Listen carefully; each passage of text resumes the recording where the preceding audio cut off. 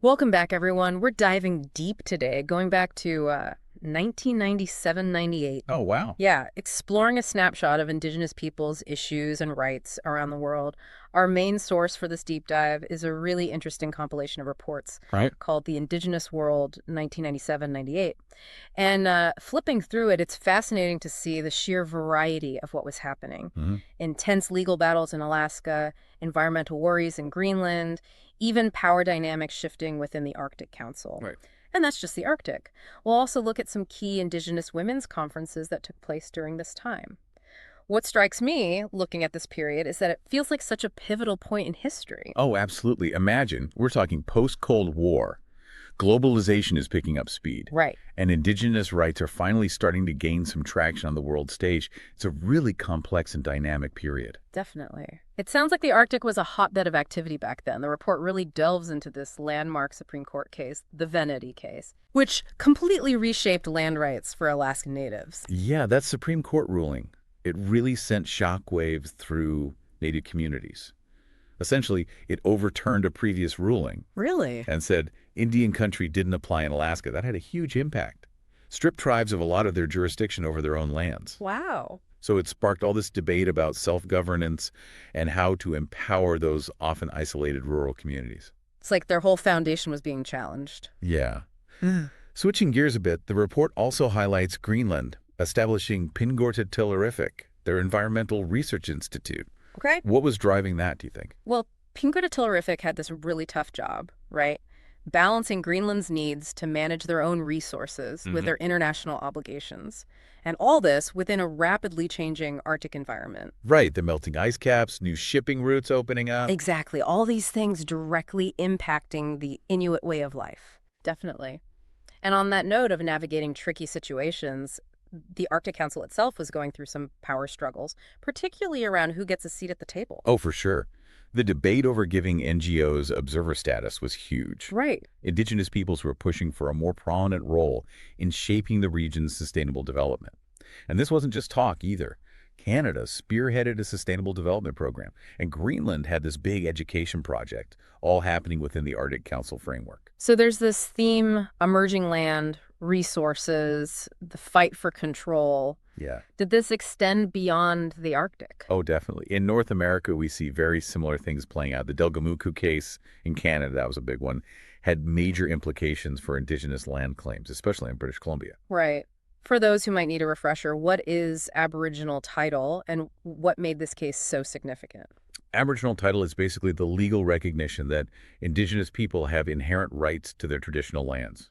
And Delgamuukw was a game changer because it clarified that Aboriginal title wasn't just about, hunting or fishing rights. It went deeper, acknowledging a more fundamental kind of ownership and control over those territories. So a big win for First Nations. It was a step forward, no doubt. Hmm. But progress doesn't just erase centuries of struggle. The report also shines a light on the Lubicon Lake Nation in Canada, Okay. still fighting against oil development on their land. A stark reminder that even with legal victories, the challenges don't just disappear. Yeah, it's heartbreaking to see history repeating itself. And across the border in the U.S., similar stories, unfortunately. The report discusses the Mount Graham International Observatory, Right. built on a site sacred to the San Carlos Apache. That clash between science and indigenous beliefs was intense. The Apache argued the observatory's construction desecrated their sacred space, despite the protests, legal battles, everything. They still built it. Yeah, they built it. Left a lot of damage in that relationship between the Apache and the scientific community. Such a complicated situation. And the report also touches on the Dinah people, caught in the middle of the Hopi-Navajo land dispute. Another story of forced relocation and its consequences, sadly a common theme. The Dinahs were pressured to leave their ancestral lands Really? because of this legal battle over ownership. Wow. Many were relocated far from their support systems. Ugh. Immense social and economic hardship. It's devastating. It really is. And that thread of displacement continues with the Western Shoshone in their fight against nuclear testing and waste dumping. Right. The Shoshone, they're all about resilience. Despite facing harassment, they advocated for their land rights, pushed for a sustainable future. They even built this off-the-grid solar-powered community Wow. just to prove their commitment. That's powerful. And of course, we can't forget Leonard Peltier's imprisonment, a reminder of the injustices Indigenous activists face. Peltier's case became a symbol of the systemic discrimination against Native Americans within the justice system. It doesn't matter how many appeals for his release, his imprisonment is a reminder of how deep these injustices run. Yeah. It's clear this fight for basic human rights is far from over. Shifting to Mexico and Central America, the fight takes on a different dimension: autonomy. The Zapatista uprising in Chiapas, Mexico, their demands for indigenous autonomy and land rights, that really shook the Mexican government. It was a wake-up call, no doubt, shining a light on the indigenous communities in Chiapas and their desire for self-determination. And while the government's first response was military force, it did lead to peace talks. So the world was watching, and that pressure helped. I think so. And speaking of autonomy, the report also mentions the process for indigenous peoples on Nicaragua's Atlantic coast. Okay. You see, the legacy of colonization runs deep there. They fought hard for the right to self-govern. While they did secure some autonomy, giving them more control over their lands and resources, there are still lots of challenges with implementation. A victory, but a long road ahead. A similar story unfolds in Panama with the creation of the Ngobi Bugle region. Right. It was kind of a double-edged sword, gave them some self-governance. Right. But it raised the question, was it enough? Some felt this limited autonomy wasn't sufficient, that the fight for true control had to continue. Always pushing for what's rightfully theirs. Turning to South America, the report uncovers a concerning reality for indigenous peoples and Maroons in Suriname. Okay. Their struggle for land rights and autonomy is met with a pretty insidious tactic. It's classic divide and rule. Weaken resistance by turning indigenous groups against each other. Right. So they bring this legal case against communities in eastern Suriname, accusing them of illegally occupying land they reclaimed during a conflict. Just another way to silence them. Yeah. And then there's the Imataca case in Venezuela, highlighting that struggle to balance indigenous land rights with environmental protection. Right, that tightrope walk that usually favors economic interests. Exactly. The Venezuelan government opened up the Imataca Forestry Reserve for mining, despite huge opposition from the indigenous communities who depend on that forest. It sparked protests, right? Oh, absolutely. Serious concerns about the consequences of putting short-term economic gain first. It's a pattern, sadly. The report doesn't shy away from the harsh realities in Colombia either. Violence against indigenous peoples, particularly the Carigüaje people, is still a major issue. Tragically, indigenous peoples often bear the brunt of armed conflict. Especially in those resource-rich regions. Yeah. The Carigüaje, their story is a reminder how vulnerable they are and how urgently they need protection. The human cost is so high. In Ecuador, though, we see a more organized approach to securing indigenous rights. Ecuador's indigenous movement, they were gaining ground, pushing for constitutional reforms to recognize their collective rights. Control over their resources. Exactly, paving the way for self-determination. CONOE, their national indigenous organization, they played a key role in advocating for these reforms. So collective action and strategic advocacy do work. It does. However, then you look south to Peru, and those familiar concerns about extractive industries and their impact on the Amazon come up again. The Peruvian Amazon is so biodiverse, so culturally significant, but it's constantly threatened by colonization projects, logging, oil exploration. All putting indigenous ways of life at risk. Exactly.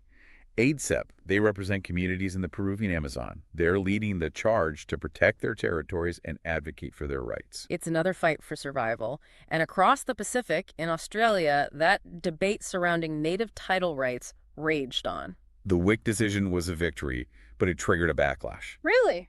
The Howard government, influenced by agricultural interests, tried to undermine those rights through legislation, which sparked protests all over. Wow. The struggle for recognition never seems to end, and the report zooms out even further, looking at the Pacific region as a whole. Right. Indigenous communities across the Pacific are facing multiple challenges at once. They're fighting for decolonization, dealing with the effects of nuclear testing, and confronting environmental degradation. The shadow of colonialism is long. It really is. The Maobi people in French Polynesia, for instance, are fighting to be reinstated on that UN list of non-self-governing territories, pushing for self-determination. Makes sense. What else? The Kanak people in Kanaki, formerly New Caledonia, they're on a complex path toward independence. The Pacific seems to be in constant flux between tradition and globalization. Any other major issues they're dealing with? Nuclear testing, that's a big one. Yeah. Places like French Polynesia and the Marshall Islands are still dealing with the consequences. Wow. They're fighting for recognition of the health and environmental impacts, Hmm. demanding compensation, and then there's the ever-present threat of environmental degradation, mining, logging, tourism, climate change. A lot to handle. Shifting gears to Southeast Asia, the report highlights the Indigenous Peoples' Rights Act in the Philippines. IPRA was a big step. It recognized their rights to their ancestral domains, Okay. their right to self-determination, and the importance of their cultural traditions. That's promising. It is, but the report acknowledges that putting those ideals into practice is a challenge. Implementation is always the hardest part. Yeah. The Binchen people in Indonesia, their story is in the report, too. Yeah. They were fighting to protect their rattan forest gardens from industrialization. Profit over people, that familiar story. Didn't Indonesia also have those massive forest fires that year? Oh, yeah. Those 1997 fires were a disaster. Right. Drought, reckless clearing for plantations and timber, it was a mess. The smoke blanketed Southeast Asia, caused health problems, economic damage. Scary how quickly human actions can have such a wide impact. Absolutely. No. Let's move on to Malaysia, where the report looks at Sabah and how the economic crisis hit indigenous communities there. Okay. It caused this shift in development programs, emphasis on local production, agriculture, which could be good for indigenous communities, but it also raised worries about land rights, potential exploitation. Potential for good and bad. And there was also Right. that amendment to the land ordinance in Sabah, right? The one that raised concerns about indigenous land rights. Yeah, that was a worry. It seemed to open the door for more big development projects, plantations, resorts, golf courses. The kind of stuff that often pushes indigenous communities aside. Exactly. Similar concerns were happening in Thailand, with conservation policies actually harming indigenous communities. Really? Yeah, they highlight the Karen people there, Okay. facing eviction from their lands in the name of conservation, told they weren't compatible with conservation goals, even though they'd been sustainably managing those lands for ages. Well-intentioned policies with unintended consequences. It happens a lot, sadly. That Western idea of pristine wilderness, it doesn't always fit. Especially when you have communities who've lived in harmony with nature for so long. And finally, the report takes us to Cambodia. Concerns about logging concessions in Ranakiri province were growing. Okay. Ranakiri is so rich in culture and biodiversity, Mm-hmm. but it was under threat from logging, often done without consulting indigenous communities or doing proper environmental impact assessments. Mm-hmm. Exploitation and disregard for indigenous rights, a recurring theme, unfortunately. Were there any glimmers of hope in Cambodia? There was a growing movement towards community forestry, a more sustainable, equitable approach. Okay. It would give indigenous communities more control over their forests. A model that recognizes that human well-being and environmental health go hand in hand. Before we wrap up this part of our deep dive, let's touch on South Asia. Okay. The report covers some important things happening in Bangladesh and India. The peace agreement in the Chittagong hill tracts of Bangladesh, that was huge, Right. marked the end of a long conflict, recognized the rights of indigenous peoples there. A real victory. It was. In India, the report focuses on the ongoing struggles faced by various indigenous communities. Okay. The Chakma peoples fight for recognition in Arunachal Pradesh, the Adivasi people's quest for self-rule in Jharkhand. Progress and challenges all mixed together. Well, that brings us to the end of part one of our exploration of indigenous issues in 1997-98. It's been quite a whirlwind, and I'm already feeling the weight of what we've uncovered. It is a lot to process, for sure. It is. But it's crucial to understand these aren't just isolated incidents. No. They're part of a much bigger pattern of marginalization and dispossession that goes way back. Absolutely. We'll delve deeper into that historical context in part two, and also examine how indigenous peoples are fighting back and pushing for change on a global scale. Join us then. Sounds good. Welcome back. It's important to remember, all these struggles for indigenous rights, they're not isolated incidents. Right. They're more like threads in a larger tapestry of marginalization, dispossession. Yeah, woven over centuries. Exactly. And during this period, 1997-98, we see indigenous peoples globally becoming more organized, more strategic in their resistance. So they're fighting back. Oh, yeah. They're going to court, engaging in international advocacy, Okay. forming alliances with other indigenous groups and allies. Their voices are getting louder, reaching a wider audience. Definitely. And a prime example of this is the Indigenous women's movement. Interesting. The report highlights three crucial conferences from this time, each focusing on the unique challenges Indigenous women face. Let's talk about those. The first African Indigenous Women's Conference, what made it so important? It was groundbreaking, truly. Mm-hmm. Indigenous women from across Africa sharing their stories, strategizing. Our fit. What were some of the key things that came out of those discussions? Yeah, what were they talking about? They emphasized the vital role women play in preserving their cultures, passing down knowledge, safeguarding their communities' rights. Okay. But they also highlighted the urgent need to address violence against women, both within their communities and from external forces. So cultural preservation and social justice, two sides of the same coin. Exactly. And significantly, this conference led to the creation of a Pan-African Indigenous Women's Organization, Wow. a major step in amplifying their collective voice. Turning shared experiences into action. What about the second Asian Indigenous Women's Conference? What were the key takeaways there? That one really put a spotlight on the impact of development projects on Indigenous women. In what way? Concerns about land grabbing, forced displacement, the erosion of their livelihoods. They stressed the importance of land rights, having a say in development projects that affect them. Self-determination and truly sustainable development. Exactly. And just like the African conference, the Asian one called for a regional Indigenous women's network. To strengthen those connections across borders? Exactly. And then there was the Conference of Indian Tribal Indigenous Women. What issues took center stage there? I'm curious to hear about that one. That conference brought together tribal women from all over India Okay. to tackle issues like land alienation, discrimination, violence.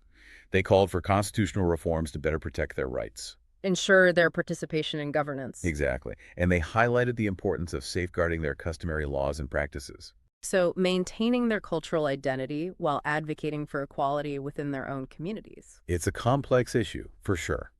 The conference recognized that some customary laws can be harmful to women's rights. Right.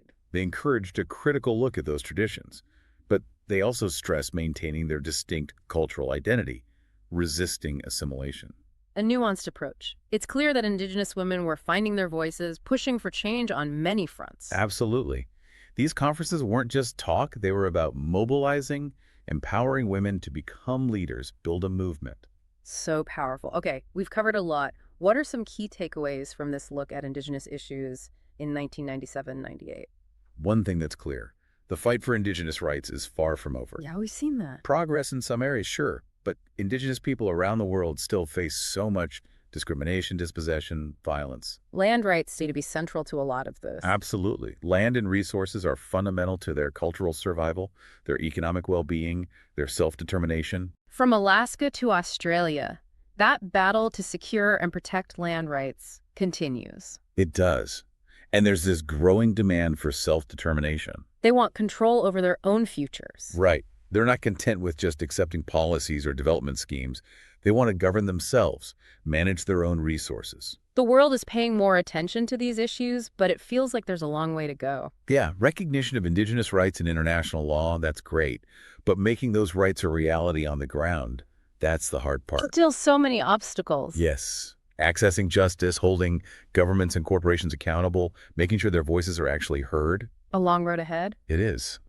But the resilience of Indigenous peoples, their determination, their resourcefulness, that gives me hope. They're facing such adversity with incredible strength. They are. They're finding creative ways to resist, to revive their cultures, to build a sustainable future. It's really inspiring. We've explored so much in part 2 of our deep dive. We have a fascinating look at this critical period in history. Now, as we move to the final part, we'll reflect on everything we've learned and think about what the future might hold for Indigenous rights in the 21st century.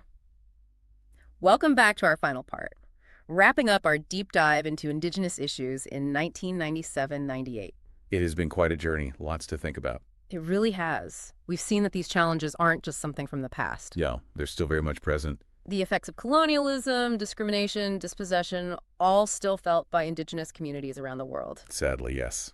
So, looking ahead, where do we go from here? What are some possible ways forward for Indigenous rights in this century? Well, I think one crucial thing is to really center Indigenous voices, their perspectives.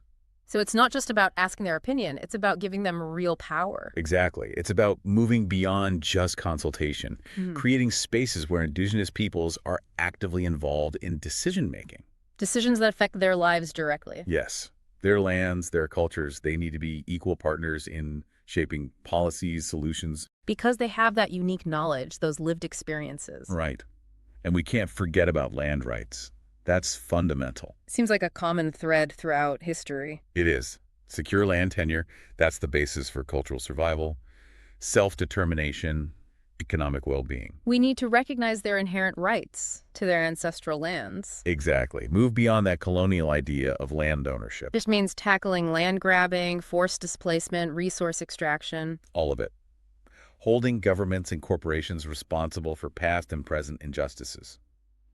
Working towards a fair distribution of land and resources. Sounds like a huge task. It is. And another key thing is supporting Indigenous-led initiatives. So, not just imposing solutions from the outside. No. Indigenous communities are already coming up with their own solutions, using their traditional knowledge, their cultural values. They're connected to their lands in a way that we've lost. Right. And they're doing amazing things. Sustainable agriculture, forest management, language revitalization. It's inspiring. It really is. They're starting businesses, pushing for policy changes, building alliances. It's about giving them the power to control their own futures. Exactly. Yeah. And we need to support those efforts financially, politically. Invest in their self-determination. Yes. It's not just about respecting their rights. It's about recognizing their wisdom, their potential to make the world a better place. I love that. Our deep dive has also shown how important education is. So true. We need to educate ourselves, educate others about Indigenous histories, cultures, perspectives. Break down stereotypes, build understanding. Yeah, that's how we build solidarity, create a more inclusive society. And it starts with acknowledging the truth about the past, about the legacy of colonialism. Absolutely. Honesty about the past and the present is crucial if we want to work towards a better future together. Well, our deep dive into Indigenous issues in 1997-98 has certainly given us a lot to think about. It's been an incredible journey. Inspiring and heartbreaking at the same time. It has. And to our listeners, we encourage you to keep learning about these issues, about Indigenous communities in your own area and around the world. Support their fight for justice, for self-determination, for their cultures. Because their fight is our fight, their future is our future. Thanks for joining us on this deep dive.